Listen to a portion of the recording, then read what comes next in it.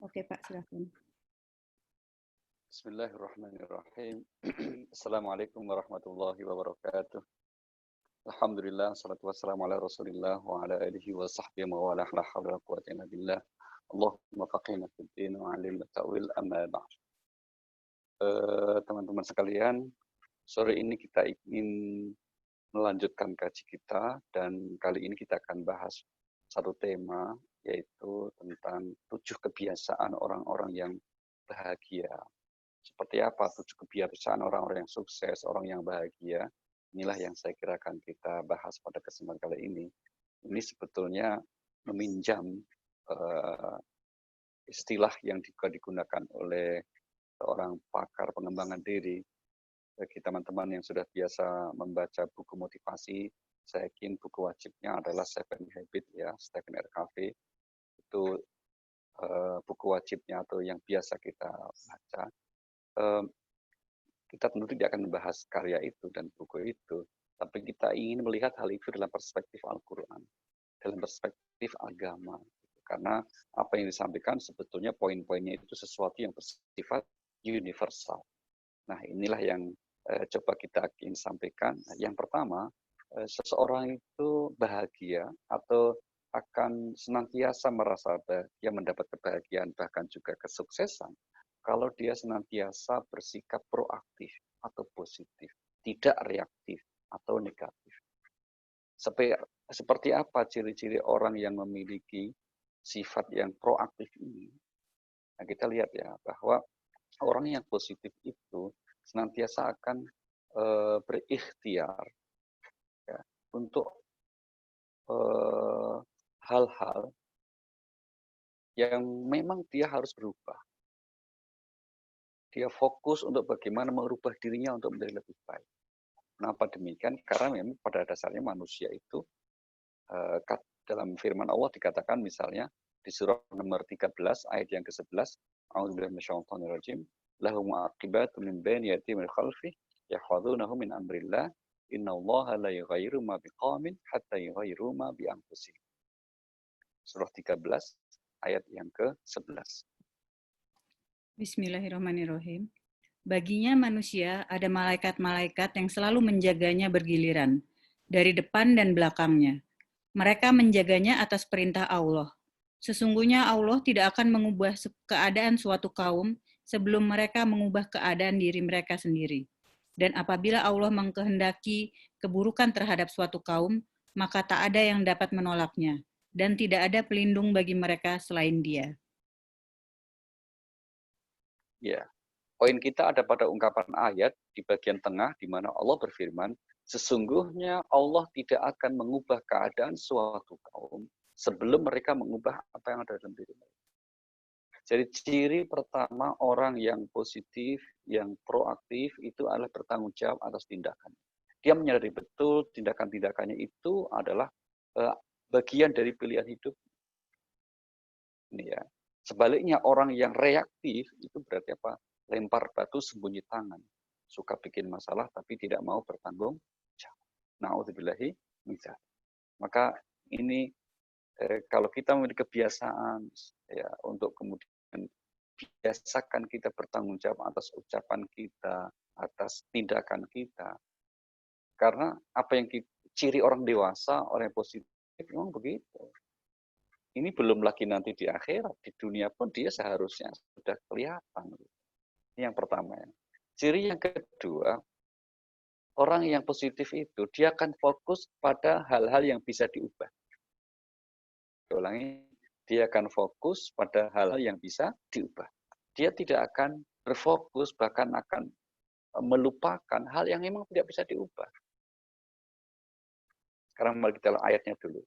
Bahwa dalam hidup kita ini memang ada hal yang tidak bisa diubah.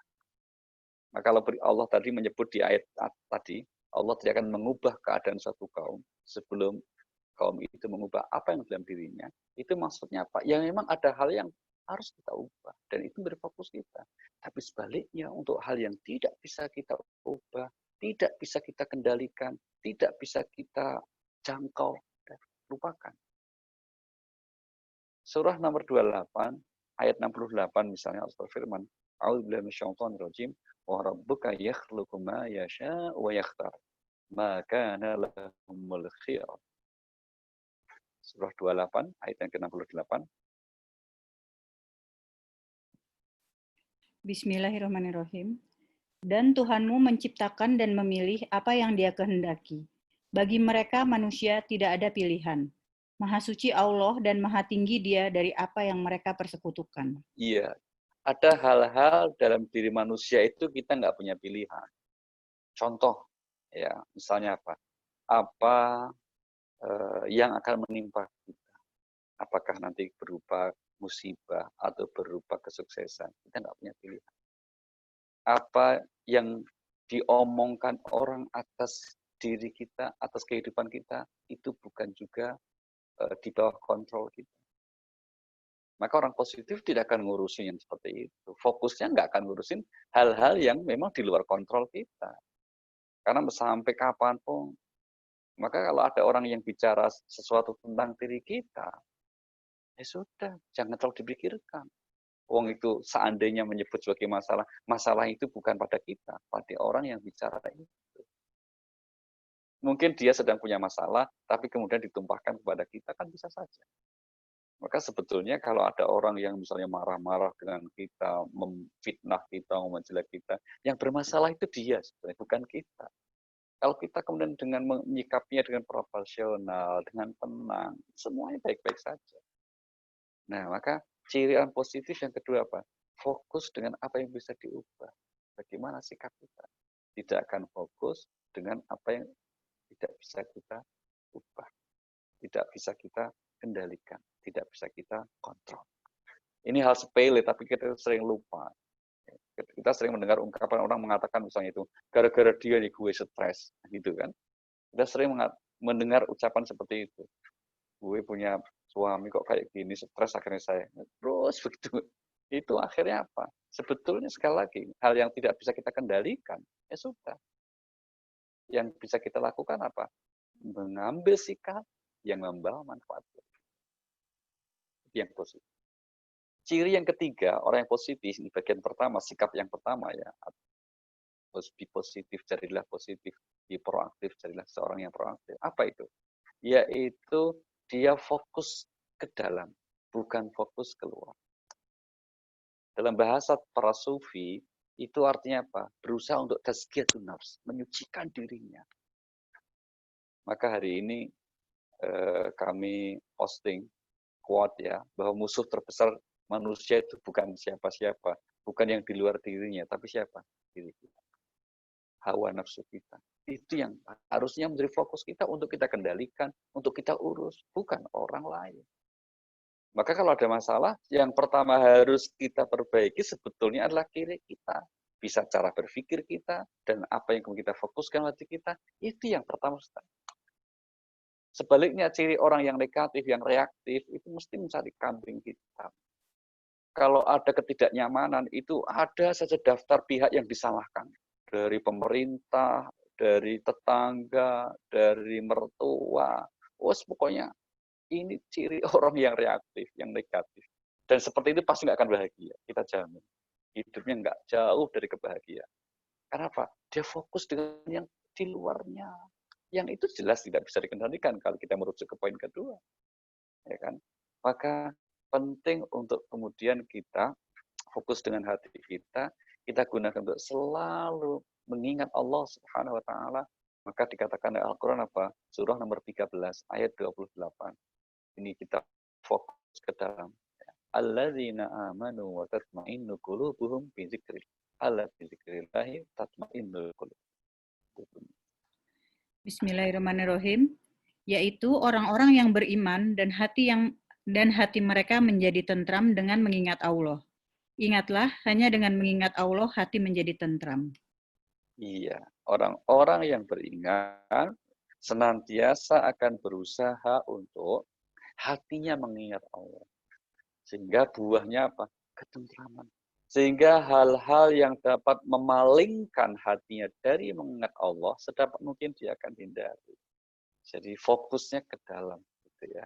Ini juga nanti panjang ceritanya panjang dalam konteks apa? Misalnya apa? Orang yang sibuk dengan kekurangan dirinya, nggak punya waktu untuk ngurusin aib orang. Bukan berarti nggak peduli ya, harus dibedakan. Ya, harus dibedakan ini konteks bagaimana kita melakukan apa yang kita sebut sebagai inner journey, perjalanan ke dalam itu. Bukan berarti kita diajarkan untuk tidak peduli dengan orang, tidak. Tapi apa? Proporsional. Kalau kita sibuk dengan kekurangan diri kita, sibuk dengan aib-aib kita, sebetulnya daftarnya itu mungkin juga akan panjang, maka kita tidak punya waktu untuk mengurusi aib orang, menjat orang. Ya, ini poin yang pertama agar kita menjadi orang yang positif, yaitu apa? Karakternya seperti itu. Maka di ayat yang lain kita temukan sebaliknya orang yang tidak peduli ya dengan hal seperti itu, tidak peduli dengan peringatan Tuhan, tidak peduli dengan hatinya, keadaannya, maka pasti hidupnya akan menjadi sempit, gitu kata Allah. Surah nomor 20, surah Toha, ayat yang ke-124, Allah berfirman, A'udzubillahi minasyaitonirrajim, wa man a'rada 'an dzikri fa inna lahu ma'isyatan dhanka wa nahsyuruhu yaumal qiyamati a'ma. Bismillahirrahmanirrahim. Dan siapa yang berpaling dari peringatanku, maka sungguh dia akan menjalani kehidupan yang sempit, dan kami akan mengumpulkannya pada hari kiamat dalam keadaan buta.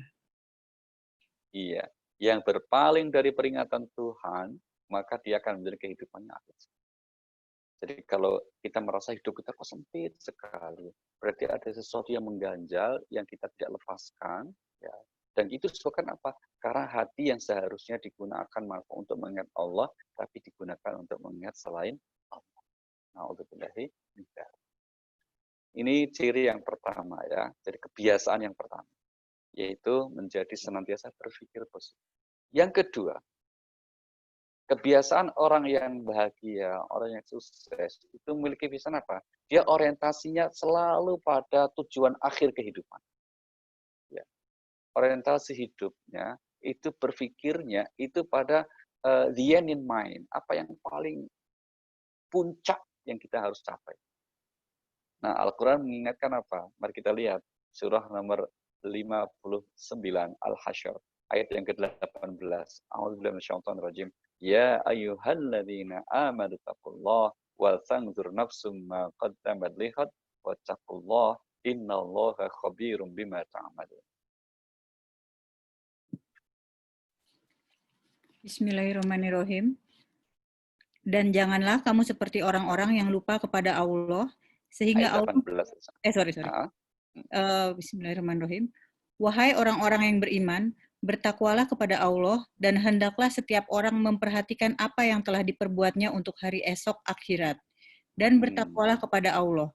Sungguh Allah maha teliti terhadap apa yang kamu kerjakan. Hanya ada 2 ayat di Al-Quran, di mana satu ayat itu ada 2 kali perintah bertakwa. Ayat ini, dan satu lagi di Surah An-Nisa, ayat yang pertama. Bedanya apa? Kalau di An-Nisa ayat pertama itu tujuan yang dipanggil manusia. Wahai manusia, Yohanes. Tapi kalau di ayat ini, ya ayyuhalladzina amanu, wahai orang-orang yang beriman. Nah, Allah mengawali perintahnya agar kita bertakwa. Dan nanti ditutup agar kita bertakwa. Tapi di antara perintah 2 takwa ini, Allah katakan, wal tanzur nafsum ma qaddamat lihat. Hendaklah kalian mempersiapkan dirimu untuk hari esok, yaitu apa? Hari esok memang khususnya yang paling penting adalah kehidupan akhirat. Maka orientasi seorang bahagia itu enggak hanya dunia. Kenapa Allah perintahkan orang untuk orientasi akhirat? Ini jawabannya. Surah 29 ayat 69. Ya. Surah 29 ayat 69. Wa ma hadhil hayatud dunya illa lahu wa la'ib. Wa inna ad-daral akhirata lahiyal hayawan law kanu ya'lamun.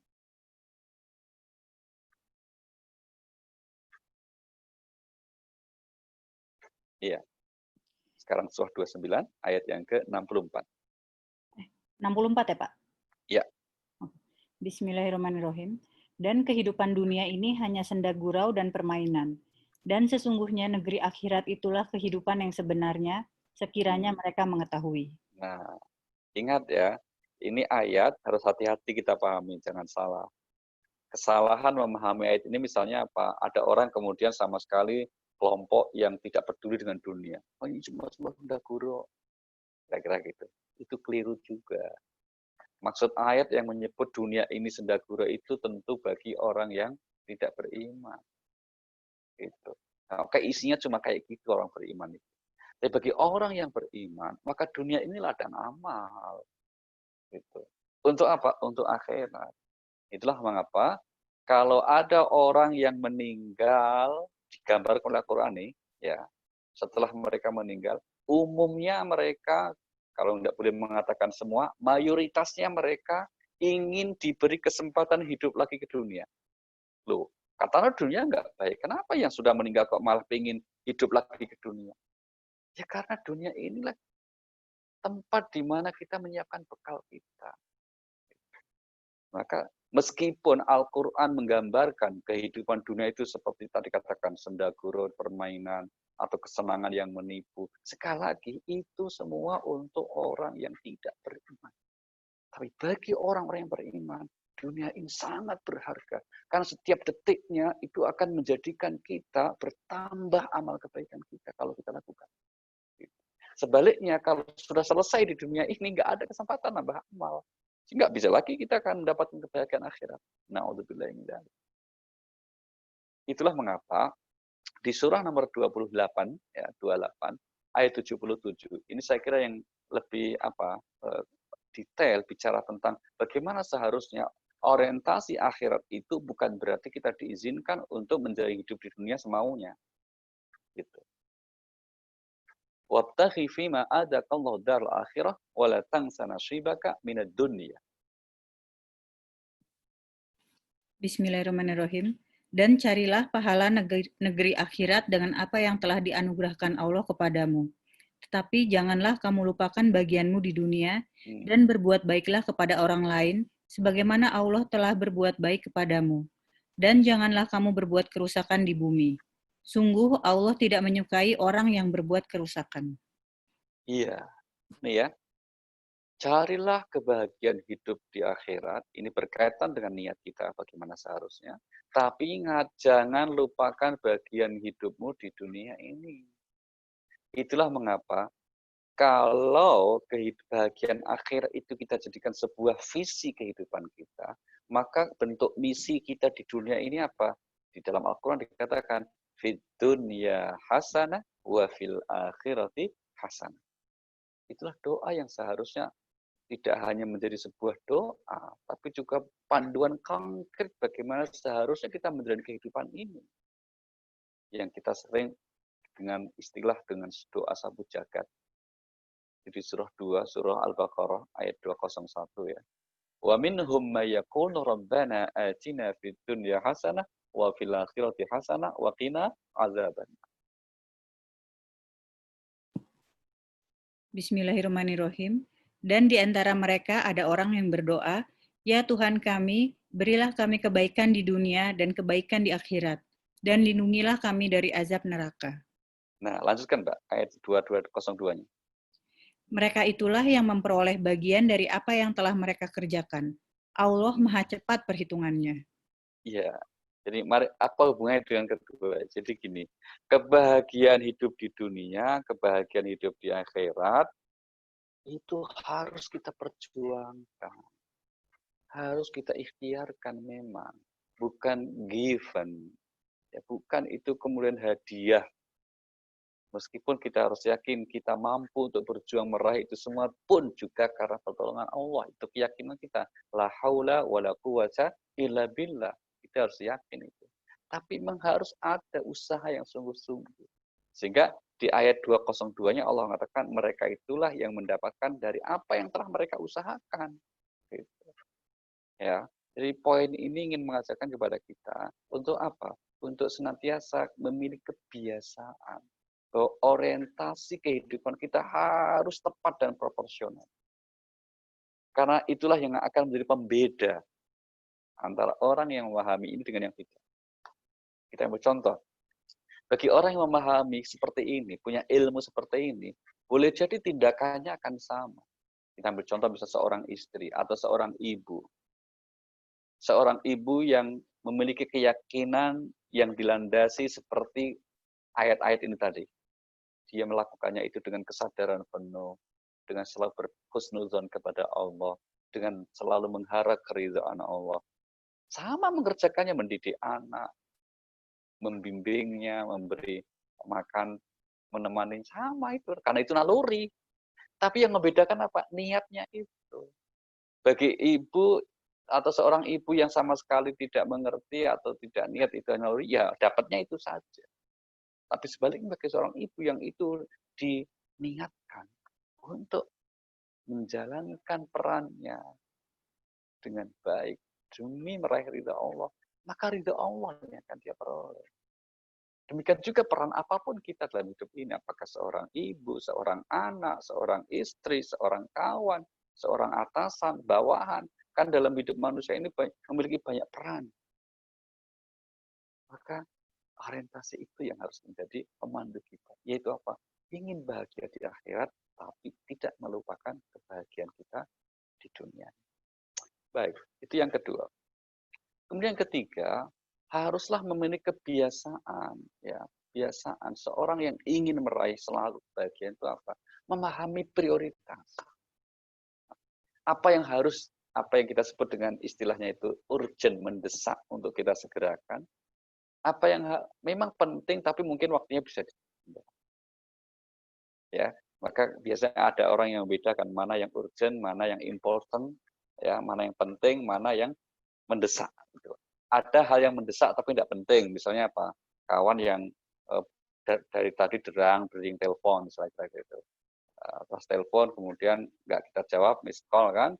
Ternyata dia masuk ngirim japrian misalnya janjian untuk melakukan sesuatu yang sebetulnya kita tidak ingin lakukan, tidak benar. Itu mendesak kan karena ikut dia, tapi kan nggak penting.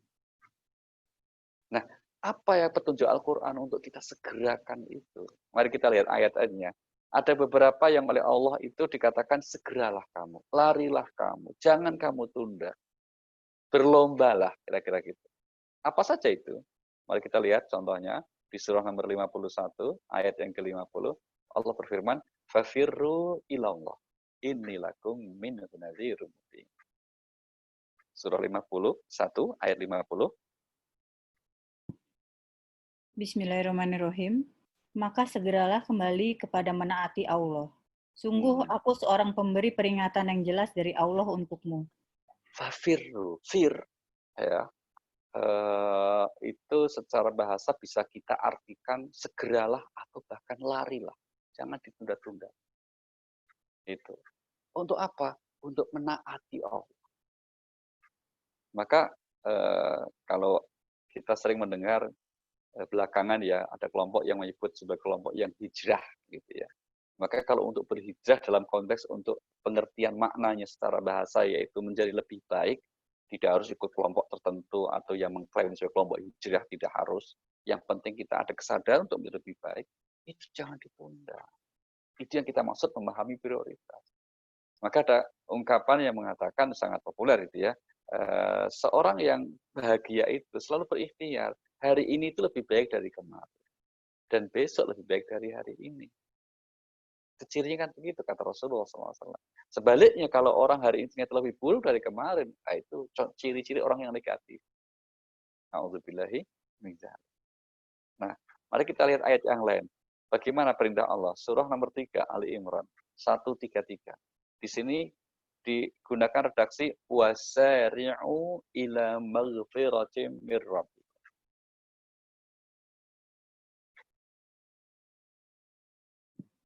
Bismillahirrahmanirrahim. Dan bersegeralah kamu mencari ampunan dari Tuhanmu dan mendapatkan surga yang luasnya seluas langit dan bumi yang disediakan bagi orang-orang yang bertakwa. Nah, bersegeralah kamu. Untuk apa? Menuju ampunan Tuhan. Ini terutama ditujukan bagi sementara orang yang merasa kok dirinya mungkin dalam hidupnya bergelimang perbuatan dosa, kekhilafan. Allah bilang segera, jangan ditunda. Kabar gembiranya apa? Kabar gembiranya kalau kita segera kembali kepada Allah, untuk memohon ampun kepada Allah, pasti ampuni. Maka di ayat yang lain itu kamu jangan pesimis, apalagi putus asa dari rahmat Allah. Bahwa Allah itu Maha Pengampun. Surah 39, Surah Az-Zumar, ayat 53, saya kira ini salah satu ayat yang sangat menggembirakan buat kita ya, yang notabene banyak khilafnya. Apa kata Allah? Qul ya ibadiyalladzina asrafu ala anfusihim la taqnatu min rahmatillah. Innallaha yaghfirudz dzunuba jami'a. Innahu wal ghafurur rahim. Surah 39 ayat 53. Bismillahirrahmanirrahim. Katakanlah, wahai hamba-hambaku yang melampaui batas terhadap diri mereka sendiri. Janganlah kamu berputus asa dari rahmat Allah. Sesungguhnya Allah mengampuni dosa-dosa semuanya. Sungguh dialah yang Maha Pengampun, Maha Penyayang. Ya, sungguh Allah mengampuni dosa semuanya, tanpa kecuali. Maka sebanyak apapun, sebesar apapun, tetaplah kita optimis berprasangka baik kepada Allah Subhanahu wa taala. Allah itu Maha Pengampun. Gitu ya. Nah, ini hal-hal yang secara umum kita prioritas. Nah, tentu saja nanti akan ada daftar prioritas masing-masing individu. Ya. Apa itu? Kalau di Al-Qur'an misalnya apa? Bentuk konkretnya apa? Atau menuju ampunan Tuhan, terus kemudian menuju menaati kepada Allah. Apa bentuk konkretnya itu?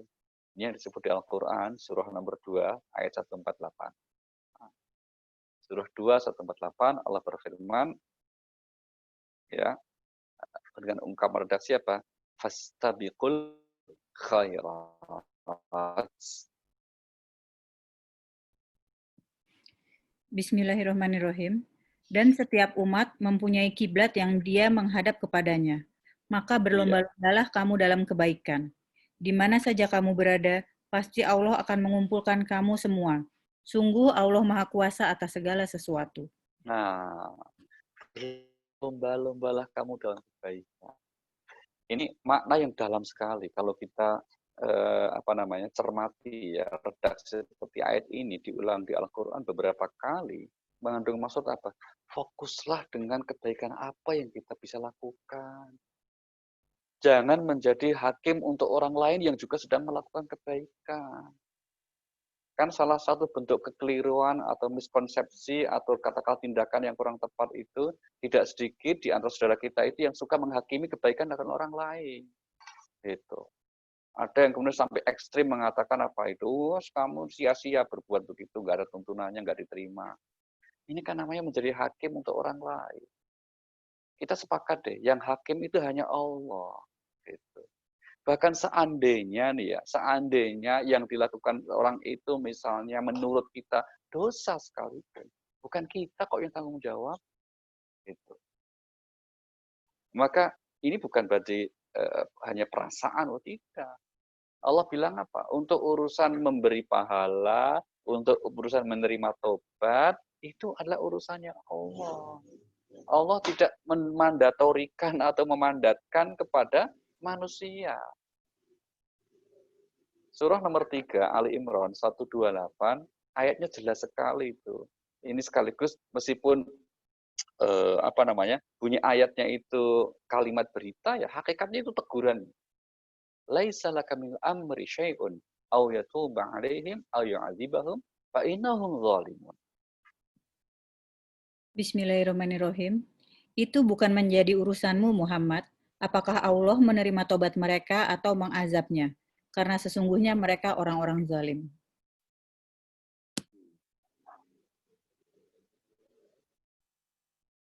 Iya, ya. Poin kita di awal ayat, itu bukan urusanmu wahai Nabi dan juga kaum muslim. Apakah Allah nanti akan menerima tobat orang tersebut atau tetap mengazabnya? Itu wewenang itu pada aku. Maka Allah memerintahkan ya agar kita berlomba-lomba melaksanakan kebaikan. Itu fokus dengan amal kita masing-masing. Sekali lagi, kalau ada yang kemudian menyatakan, wah berarti nggak peduli sama orang tuh, kalau berbuat salah, kan kita wajib untuk berdakwah, mengingatkan, amar ma'ruf nahi mungkar, misalnya gitu ya. Itu oke. Tentu niat baik harus juga dengan cara yang baik. Gitu. Saya ulangi, niat baik harus juga dengan cara yang baik. Nggak cukup kita dengan mengatakan niat baik untuk mengingatkan, tapi ternyata sama sekali tidak memiliki kapasitas. Baik, mari kita lihat satu contoh lagi. Ini saya kira sangat konkret ini. Contoh yang diberikan Allah di surah nomor 5, Al-Maidah. Ayat yang ke-48. Ya, surah 5 Al-Maidah ayat yang ke-48.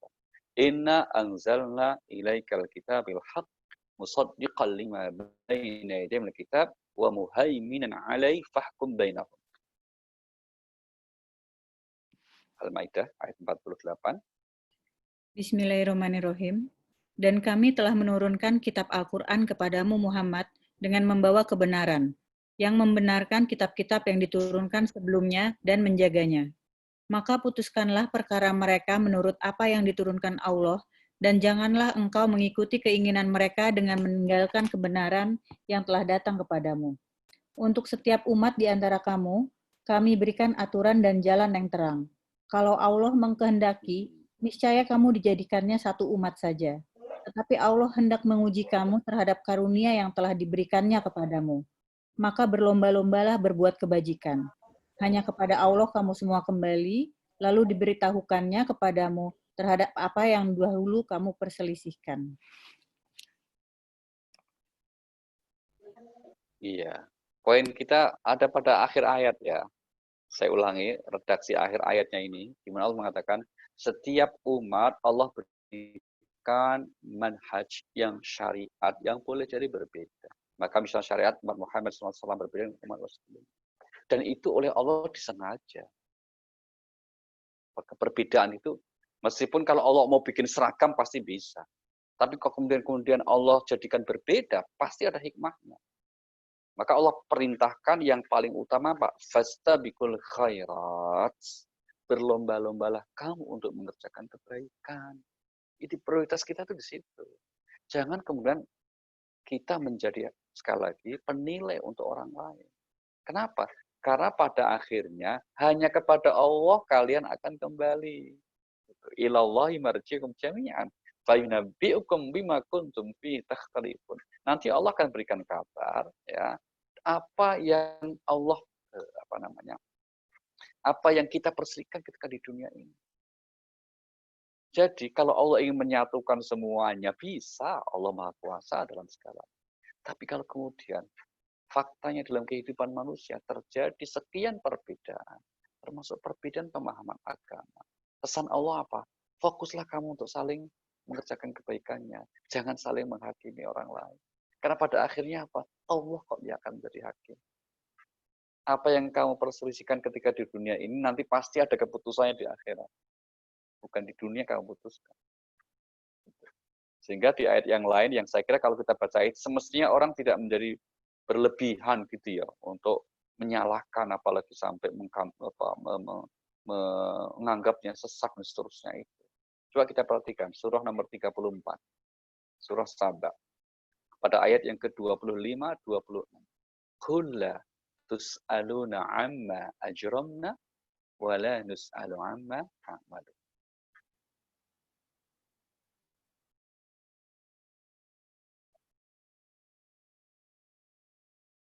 Ya, surah 34 Saba ayat yang ke-25 26.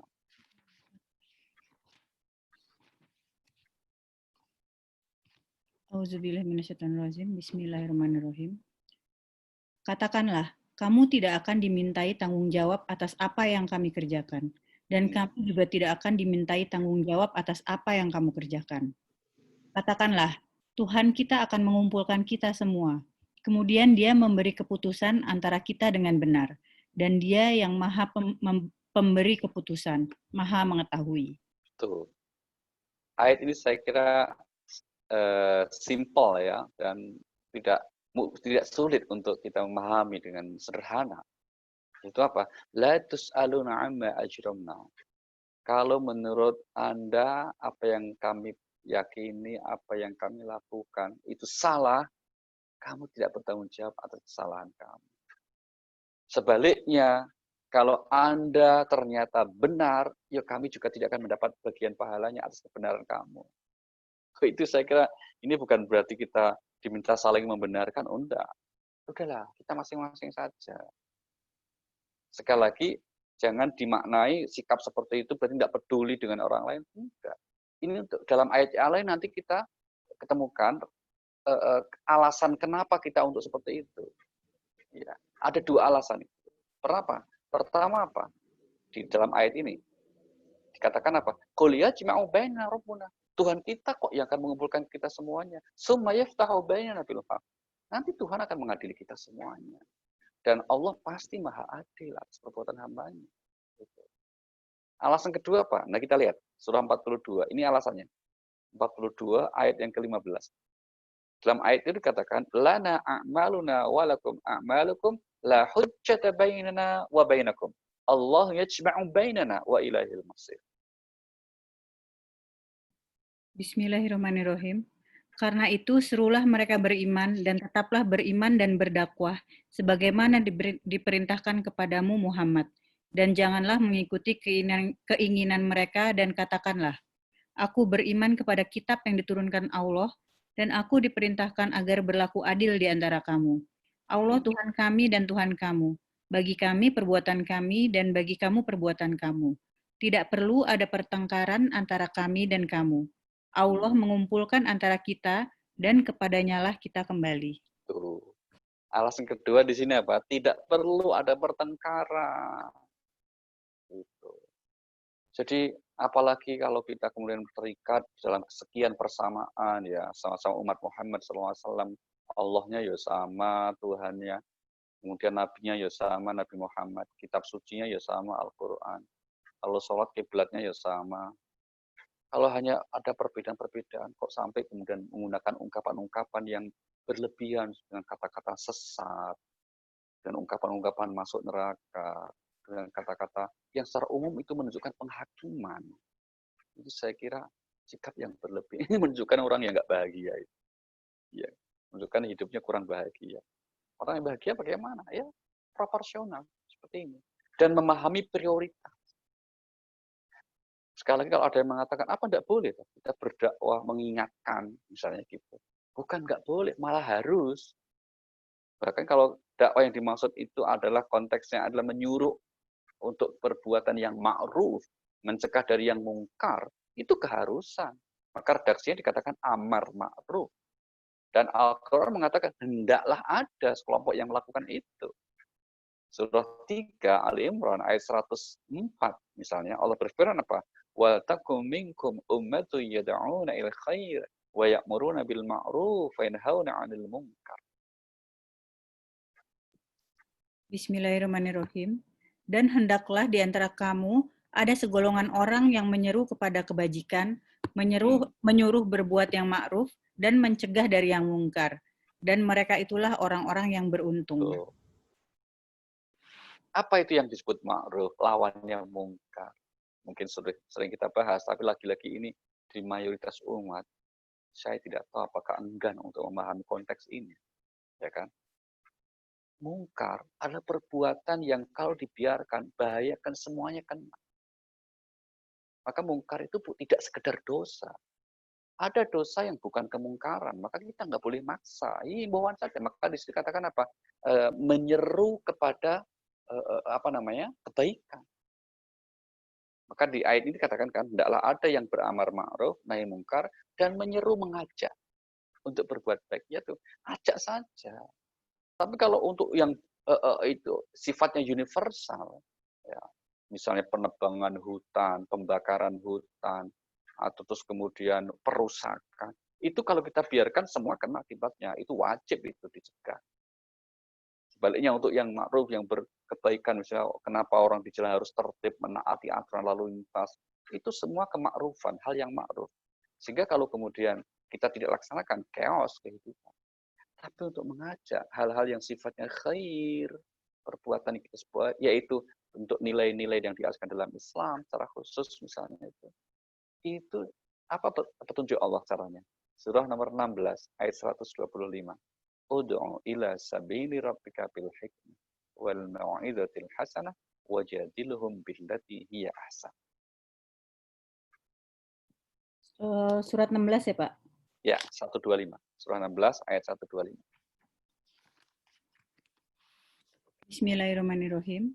Serulah manusia kepada jalan Tuhanmu dengan hikmah dan pengajaran yang baik, dan berdebatlah dengan mereka dengan cara yang baik. Sesungguhnya Tuhanmu, dialah yang lebih mengetahui siapa yang sesat dari jalannya, dan dialah yang lebih mengetahui siapa yang mendapat petunjuk. Nah, ya, 3 langkah ini kan. Yang pertama apa? Serulah manusia di jalan Tuhan dengan sikap yang bijaksana, bil hikmah. Sikap yang bijaksana lebih banyak mencari contoh, memberi contoh konkret, gitu loh. Terus kemudian tahu diri, itu juga bijaksana itu. Misalnya apa? Tahu dirilah siapa kita. Kalau kita perhatikan misalnya ada seorang yang mohon maaf belajar pun tidak pernah tak ketahuan di mana belajarnya, tiba-tiba terus kemudian menjadi seorang yang menyampaikan pesan mengaku sebagai katakanlah ulama, terus apa menyalah-nyalahkan yang jelas beliau punya kompetensi, kealiman, diakui, punya karya-karyanya jelas. Ini contoh apa satu bentuk keanehan di Indonesia kadang-kadang seperti itu ya, agak aneh gitu. Bagaimana ada orang yang tidak latar belakang sama sekali tidak ketahuan kapan belajar dari ilmu termasuk agama, tapi kemudian umat itu mendengarkan gitu. Umat yang mengundang gitu untuk dijadikan sebagai orang yang mendakwahkan agama, terus kemudian mereka menyalah-nyalahkan yang jelas-jelas alim dalam agama. Saya kira itu hanya di Indonesia keanehan-keanehan ini. Nah, kita jangan ikut-ikut yang aneh-aneh kayak gitu. Ada prioritas seperti ini. Gitu ya. Maka apa? Pada akhirnya kalau terjadi perbedaan pendapat sesama orang alim, sesama orang pintar, itu hal biasa. Tapi yang terjadi sekarang ini kan bukan perbedaan di antara orang alim. Dalam konteks di masyarakat itu terjadi apa? Ikhtilaful juhala. Berbeda pendapat di kalangan orang-orang yang tidak ngerti. Orang ngerti beda pendapat. Itu aneh itu. Kalau kan biasanya ikhtilaful ulama, perbedaan pendapat di kalangan para ulama, itu hal yang biasa. Tapi ada perbedaan di kalangan orang yang tidak paham. Karena nggak paham, kadang-kadang ngotot lah gitu. Na'udzubillah. Masya Allah. Baik ya, jadi ciri orang bahagia itu punya kebiasaan untuk memahami prioritas itu. Prioritas yang lain seperti apa misalnya ya. Kita ambil contoh misalnya. Prioritasnya dalam konteks kita menjalani ibadah, menjalani pesan-pesan agama. Ada 2 bentuk amal yang secara garis besar. Yang pertama yang disebut amal yang bersifat individu, ya. Yang kedua amal yang bersifat sosial. Nah, jelas Al-Quran mengingatkan kita bahwa amal sosial nilainya itu lebih tinggi di sisi Allah Subhanahu wa taala ketimbang amal yang bersifat individu. Maka misalnya kita ambil contoh sederhana. Kita memiliki katakanlah sesuatu yang untuk kita gunakan. Katakanlah kita punya dana, punya biaya. Untuk apa? Untuk melaksanakan ibadah umroh. Hukumnya sunnah. Tapi ternyata pada saat yang sama ada anggota keluarga kita, ada yang sangat membutuhkan dana itu, maka pilihannya apa? Apa kita tetap berangkat atas nama ibadah atau kita serah? Pilihannya apa? Kalau kita ingin pahala yang lebih bagus, justru kita sosialkan. Atau sekarang ini misalnya, lagi-lagi ya, kita contoh konkretnya itu. Kalau kita memaksakan diri untuk beribadah di tempat ibadah yang menimbulkan kerumunan, maka kemungkinannya itu akan menimbulkan masalah. Tapi sebaliknya kalau kita menghindari, dapat pahala juga, tapi menimbulkan maslahat. Nah, orang yang mengerti akan memilih mana yang menimbulkan maslahat dan menghindari hal yang masalah. Jadi beramal pun itu harus memahami prioritas, bukan sekedar niat untuk beramal. Kepada siapa yang prioritas utama kita misalnya, itu pun mohon maaf. Tidak sedikit di antara saudara kita kalau kita lihat, kok nggak ngerti ya. Nah, kita lihat contoh, surah 2, 215. Am hasibtum, ya, yas'alunaka madza yunfiqun. Ayatnya gitu, yas'alunaka madza yunfiqun. Ya. Surahnya nomor 2, ayat yang ke-215. Qul ma anfaqtum min khairin falil walidain wal aqrabin wal yatama wal masakin. Bismillahirrahmanirrahim. Mereka bertanya kepadamu Muhammad tentang apa yang harus mereka infakkan. Katakanlah, harta apa saja yang kamu infakkan hendaknya diperuntukkan bagi kedua orang tua, kerabat, anak yatim, orang miskin, dan orang yang dalam perjalanan. Dan kebaikan apa saja yang kamu kerjakan, maka sesungguhnya Allah Maha Mengetahui. Ini contoh ya urutan penyebutan pihak-pihak yang sewajarnya kita mendapat perhatian untuk prioritasnya. Nomor 1 keluarga inti, yang kedua siapa orang tua, baru kemudian kepada kerabat yang lain. Ya, jangan dianggap kalau kita memberi nafkah oleh keluarga itu bukan ibadah. Oh, ibadah itu. Maka suami yang kemudian melalaikan kewajibannya memberi nafkah kepada istrinya, ya padahal dia mampu, mohon maaf itu ternyata tidak sedikit yang seperti itu ya. Hasil jerih payah suami itu ternyata kemudian tidak sampai terkadang sepenuhnya dapat dinikmati oleh istrinya. Ada laporan atau orang yang sering mengatakan, istri kan bisa cari sendiri, apalagi dia wanita karir. Seorang istri yang mendapatkan hasil dari pekerjaannya, dari usahanya, itu bukan berarti menggugurkan kewajiban suami untuk beri nafkah. Saya ulangi ya, penting ya, ini teman-teman pasti akan nyatet nih, penting ini.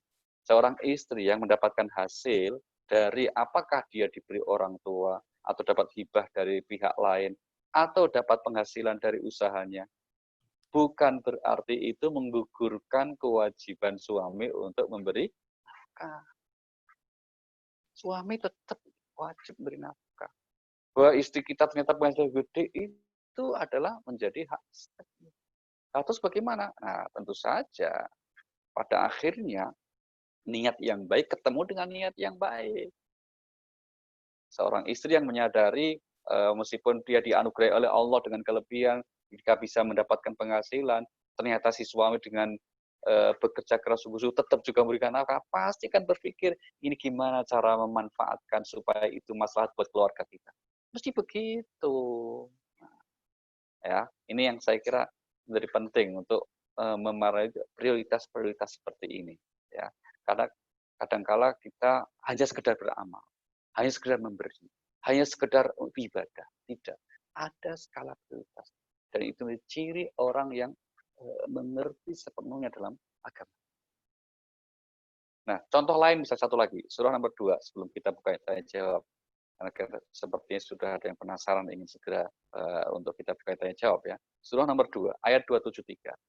Dalam ayatnya Allah berfirman apa?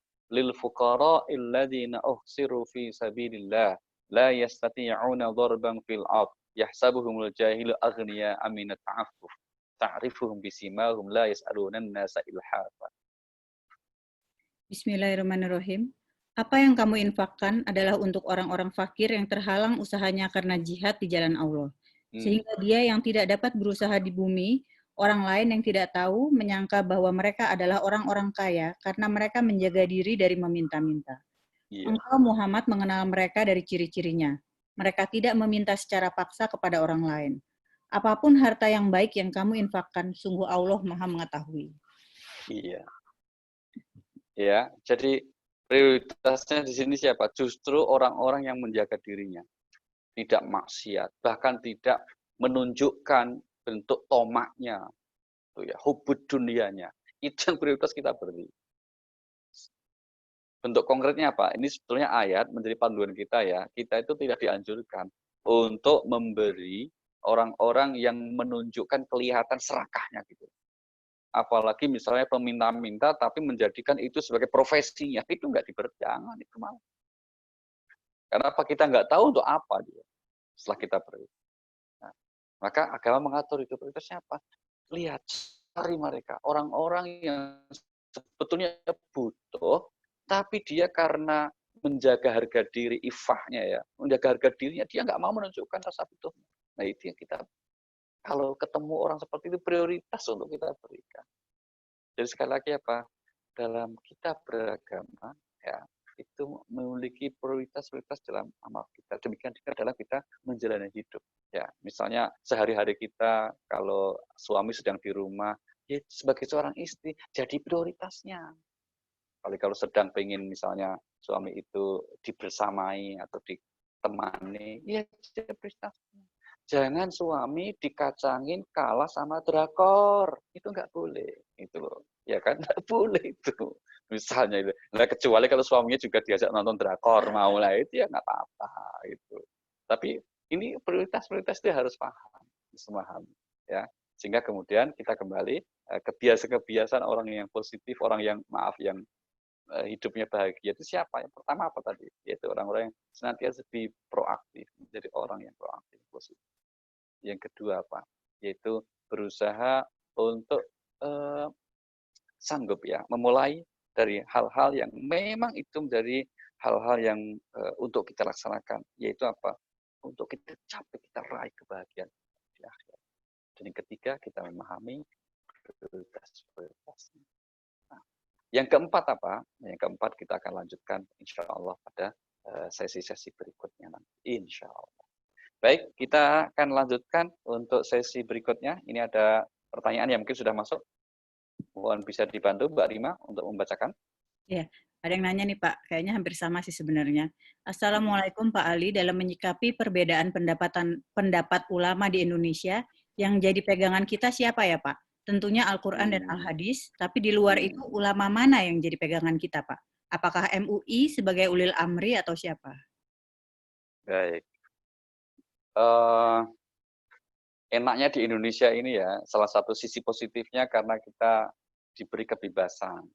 Sehingga meskipun ada MUI misalnya, itu fatwa-fatwanya tidak mengikat karena juga ada ulama yang di luar MUI. Nah, maka kemudian sebetulnya kalau ada perbedaan pendapat, siapa yang ingin kita ikuti? Nah, kalau kita menggunakan kaidah usul, ada yang namanya usul fiqh. Usul fiqh itu seperangkat aturan, kaidah yang dibuat oleh para ulama dari dulu ya sampai kapanpun itu, untuk supaya kita tidak keliru dalam memahami petunjuk agama itu. Nah, kalau ada perbedaan pendapat di kalangan para ulama, kita ambil contoh misalnya, sebentar lagi kita Idul Adha nih. Nah, Idul Adha ini gimana nih? Kan gitu kan. Idul Adha ini sebetulnya bagaimana nih Idul Adha nih? Nanti seandainya mungkin kok tanggal 10-nya beda dengan yang di Mekah. Ada kelompok yang ikuti, wah aku ikut Mekah. Ada yang kemudian, ya udah kita Indonesia ikut Indonesia. Nah, kok ada beda pendapat seperti itu? Kalau kita kembali kepada kaidahnya itu gampang. Kaidah mengatakan apa? Bahwa al-hakim, yaitu penguasa, aulil amri, itu yarfa'ul khilaf. Itu yang akan mengangkat dan menghilangkan perbedaan. Maka kemudian ketika ada pendapat ulama yang berbeda-beda, kira-kira ulil amri menetapkan memilih yang mana, itu yang kita ikut. Itu yang paling aman. Gitu. Meskipun dalam konteks Indonesia itu bukan keharusan, itu yang seharusnya paling. Kalau semuanya begitu selesai, nggak akan ada persoalan. Artinya gini, silakan memilih yang tidak sama dengan pemerintah, tapi diam-diam aja, jangan menyalahkan. Ini masalahnya kan gitu. Ya berbeda terus menyalahkan, apalagi ngompor-ngompori, menganggap yang paling benar, itu masalah. Ya, jadi kemudian konteks nomor satu begitu. Jadi kalau perbedaan pendapat di kalangan para ulama, maka kemudian hakim dalam hal ini, makna hakim itu yang pemerintah yang kita pasrahi untuk mengurus urusan-urusan kita, kemudian memilih pendapat yang mana, yaitu yang kemudian kita ikuti bersama-sama. Karena apa? Menghindari chaos, menghindari hal yang madorot dalam agama kita itu sangat penting. Karena apalah artinya kita melaksanakan agama tapi menimbulkan benturan. Padahal tujuan agama diturunkan itu kan untuk rahmatan lil alam. Jadi esensi rahmatnya jadi hilang kalau kita musuhan terus. Maka hindarkan untuk memilih sesuatu yang dapat menimbulkan mudarat yang besar. Termasuk pendapat misalnya Pak, Anda di keluarga, contoh kecil misalnya. Contoh di keluarga misalnya gini, ada saudara yang sudah wafat. Satu kelompok kemudian mengatakan, ya sudah wafat, ya kita kuburkan. Nanti setelah itu kita doa bersama ya, mengadakan acara doa bersama di rumah. Apakah itu mungkin dengan tradisi tahlilan begitu. Tapi satu lagi mengatakan, wah nggak setuju, nggak bisa, nggak ada dalilnya, dan seterusnya gitulah gitu. Maka semestinya jangan saling mengotot, ya musyawarahkan saja. Kalau satu pihak mengatakan, aku tetap akan mengatakan, monggo silakan, tapi maaf ya saya nggak ikut ya. Misalnya, itu kan lebih bagus ketimbang menjelek-jelekan. Karena kalau sampai bermusuhan, itu yang senang tuh setan. Gitu. meskipun sepertinya membela pendapat yang benar gitu kan, tapi sebetulnya yang sombong syaitan. Karena apa? Itu bukan sesuatu yang kemudian menjadi pokok. Yang pokok itu kan kita sama-sama Muslim. Yang pokok kita sama-sama umat Muhammad, sama-sama kitab Al-Qur'annya hadir. Hanya pemahamannya pun berbeda. Ya, gitu ya. Jadi pilih ikuti pendapat yang membawa kemaslahatan bersama. Itu yang kedua. Yang pertama tadi, pilih ikuti pendapat yang itu kemudian al-hakim pemerintah, tapi kemudian ikuti pendapat yang menjadi membawa kemaslahatan untuk bersama. Begitu. Baik, ada lagi? Pak Ali, mohon maaf, ini kayaknya saya juga waktunya agak terbatas. Jadi Oke, Mbak. ditutup dulu untuk sekian Tutup barangkali lah ya. Oke, berikutnya. kasih. Baik, terima kasih. Sampai ketemu lagi nanti. Mari kita tutup dengan bersama-sama membaca hamdalah sebagai doa kita semuanya. Semoga Allah senantiasa memberkahi kita. Alhamdulillahirrahmanirrahim. Mohon maaf. Wassalamualaikum warahmatullahi wabarakatuh. Wassalamualaikum warahmatullahi wabarakatuh. Terima kasih Pak Ali. Sama-sama, Mbak.